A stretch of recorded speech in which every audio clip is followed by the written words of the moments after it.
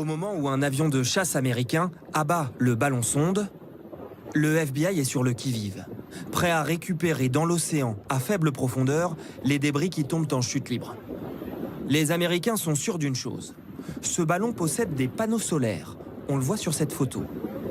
3 navires de guerre et leurs plongeurs vont désormais essayer de savoir s'il y avait ou pas des hélices, s'il y a ou pas un certain nombre d'unités qui permettent d'évoluer de manière plus ou moins autonome à ce ballon sonde, et puis surtout les capteurs, les sondeurs. Tout appareil électronique qui pourrait les aider à comprendre comment ce dispositif fonctionne.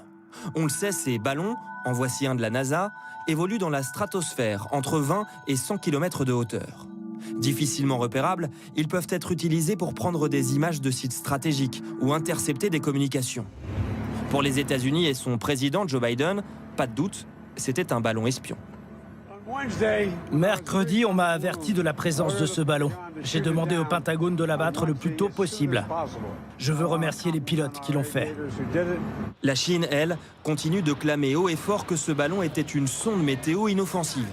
Nous avons tendu notre micro dans les rues de Pékin. Les Américains exagèrent. C'est juste un ballon, ça fait mal à personne. Ce ballon n'était pas contrôlé, c'est un accident. Mais bon, je comprends que les Américains le détruisent. Côté gouvernement, les mots sont beaucoup plus durs. La Chine condamne une réaction excessive des États-Unis et se réserve le droit de répliquer. Un épisode qui ne va pas réchauffer les relations entre les deux puissances. Avant l'affaire du ballon, il y avait déjà l'avenir de Taïwan menacé par la Chine, la question des droits de l'homme, la guerre commerciale, les cyberattaques entre les deux pays.